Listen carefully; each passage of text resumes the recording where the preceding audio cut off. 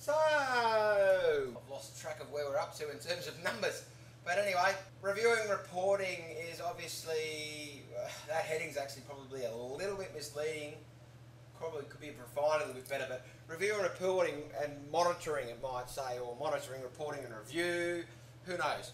Really what I'm trying to get at is that we need to be communicating, sorry that's in the wrong colour,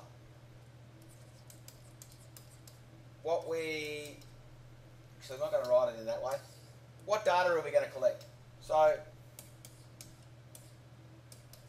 data recs, data requirements, who, how, when, really that's the core of what happens when you're out fishing and you're not just out there just catching stuff and then getting rid of it. Alright, we've got data recording variations between how each fishery is administered. So the tuna fishery doesn't collect the same amount of data that the prawn or the scallop fishery does. State departments might do it different to the Commonwealth departments. But really, what are our data requirements? Who, how, when, what is really important. And within this fishery, there's a load of stuff that I'm not going to go into right now, but you might be able to pull that information out of the management plan or out of the AFMA website. Actually, I probably do have a little bit of info over here. Actually don't have, I've got the compliance stuff first on my side. And in terms of collecting that data, really, the compliance side of things requires us to do the job of collecting the data. Sometimes that's by a lot of the Commonwealth fisheries use an onboard observer that is an independent, or not independent, he's an AFMA accredited, but the observer is put on that boat for the sole purpose of collecting data about the fish, length, weight, age, mortality on lease, so on and so forth, what the stock composition is like, is there different tunas caught within that fishery, what's the bycatch or the threatened or endangered species like within inside that fishery.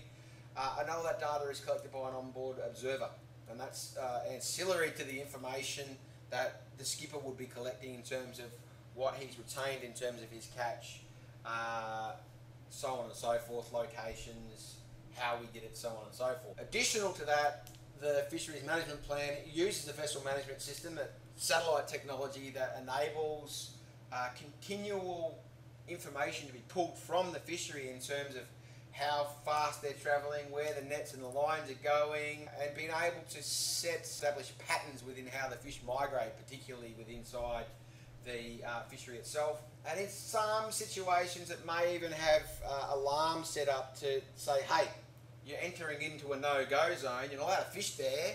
Not that it really happens inside the southern bluefin tuna fishery, but they might be interacting with marine reserves, marine parks, so on and so forth.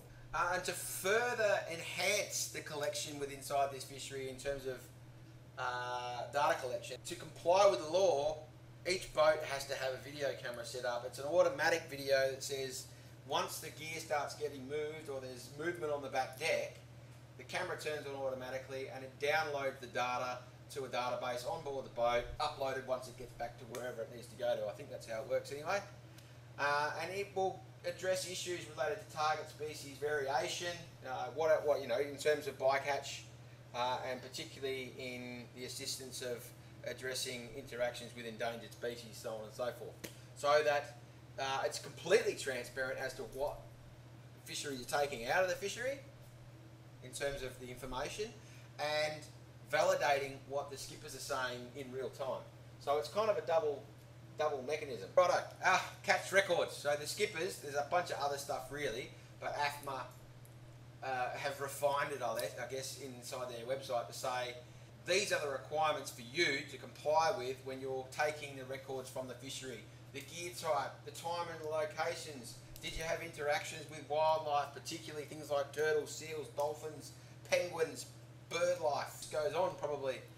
What was discarded? And how much of the particular species did you catch in terms of weight or numbers, if it on a numbers basis. Really, that information then comes back to AFMA. They send it across to Australian Bureau of Statistics, who then do the data analysis on it and spit it out through their website. Alright, so we made a statement a while back in our policy statement, that we would set the TACC, we're going to reduce it down to 4,400 tonne. But in that time frame, we never really sort of gave a time frame other than the fact that we need to achieve that 20% spawning biomass increase, or to 20% of virgin biomass by 2035. But this policy itself isn't going to run that long, because the reporting period as mandated by the legislation is 5 years. So let's set the policy up. And it basically says, according to the policy statement in section 3 of this document, so it's saying in the review process we're referring back to the policy statement. Sustainability of this fishery against the target thresholds in figure 3.1 back in the policy statement.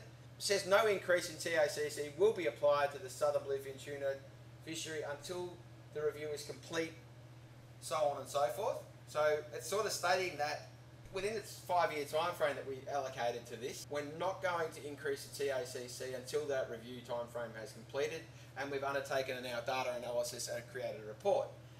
Other than that, a breach of the limit reference point, so the lower limit, in 3 consecutive years within that, or within 2-year period of the prior to the review, so in 3 years' time, if we have 2 years, we're going to review it anyway, but an immediate review will take place. So if we go 2019, 2020, 2021, and we're below limit reference point for those 3 consecutive years, this policy will be reviewed immediately to see what is going on with the TACC, and we may need to drop the quota again. So from there, I've basically sort of set the scene for, or the policy set the scene for how it's going to be reviewed, and then the consultation.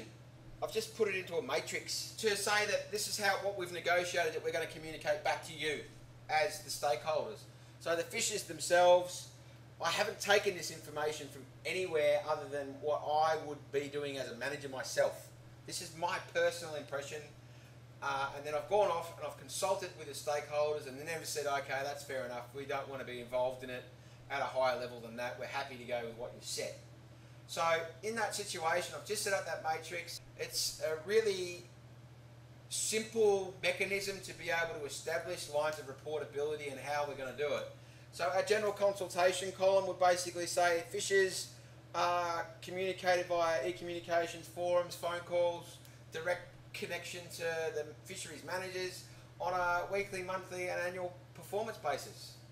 So if we're starting to approach our target reference point of 5,000 tonnes within that fishery, sorry, it's 4,400 tonnes in this situation, we might be doing that on a weekly basis as we're starting to approach it. Hey guys, we're at 4,800 tonnes. You breached your limit. Crap. Alright, over here, direct communications via phone and email, contact regarding the limit reference point and target reference point breaches. Straight away, we're over the limit. What the hell happened? Maybe everybody inside the fishery took the allowable overcatch, and there's a document in here that talks about allowable overcatch. I don't know where I put it. It is in there somewhere. We do, AFMA allow overcatch set up on a percentage basis. It's normally set up to say you've caught all these fish, potentially on things like long lines, for instance, where the fish are going to die. You don't want you discarding them if we can account for that in the following year. So what an overcatch allows us to do is to say, right, you went over your breach this time around, it might be, 5,000 kilos that you went over, multiply that by the number of fishes that are in that fishery, and it might be, 25 of them, 5 tonne by 25, what's that? It's around about 100 tonne. So we breached that by 100 tonne. Next year, each one of those statutory right holders, or the fishers themselves, will have a decrease in their quota that they're allowed to catch in that ensuing year. If there's a major breach outside the limit, obviously that major breach, those fishers will be penalised financially. So really that's what this matrix is set up to do. How am I going to communicate to people in terms of the policy performance, not so much the breaches themselves? That would be another policy altogether, how we deal with breaches. But then each of the stakeholders at the end of the finance 5-year should be reviewed in December 2023. So I've set a time frame, a 5-year review. I've given a date, so a finite point in time for people to go, righto, we know that by 2023 we want to be achieving X, Y, and Z. And hopefully it's a maintaining, in this situation, that the target would be maintaining a stable catch around the target reference point of 4,400 tonne, while hopefully seeing an increase in CPUE. So an increase means that we're catching more fish for less effort. That would indicate that the fishing is improving.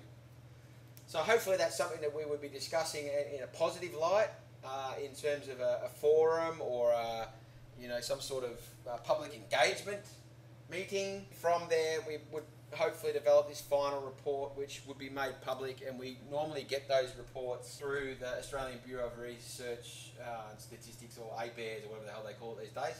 And to get to that, we go through the AFMA website to find out those reports, which is where I pull all the data from for these, and it's a painstaking process, so I don't really want you guys to go through and do it just yet. The best I can get is the information. The raw data doesn't make any sense. It's really hard to choose and pick and carry on with. So I take the data out of the reports that AFMA give it. Alright, so where to next? I guess the next session will be a wrap up.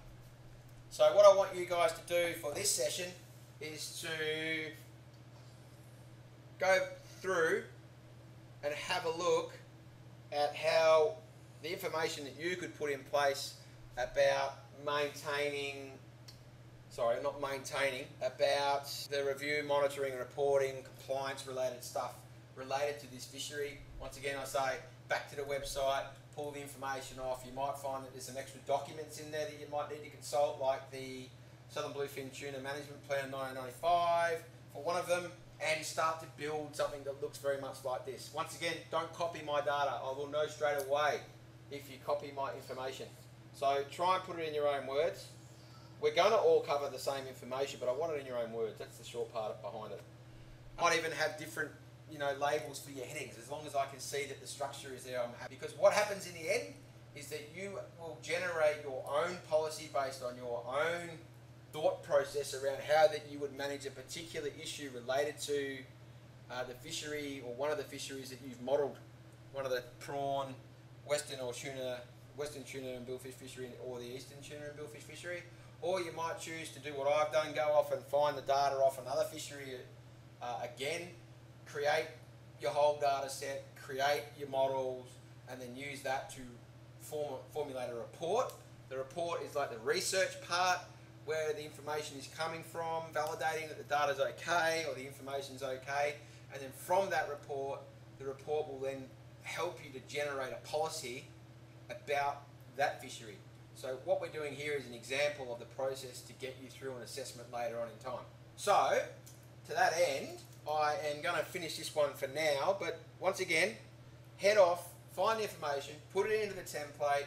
When the template is complete, send it through to me for review. And like I say, this isn't an assessment, it's more to enable me to give you advice on how to proceed when you're coming to doing the policy implementation at the other end of this cluster of units. So for now, I'll leave it there, and we will get on to the next session. Alright, I'll see you soon.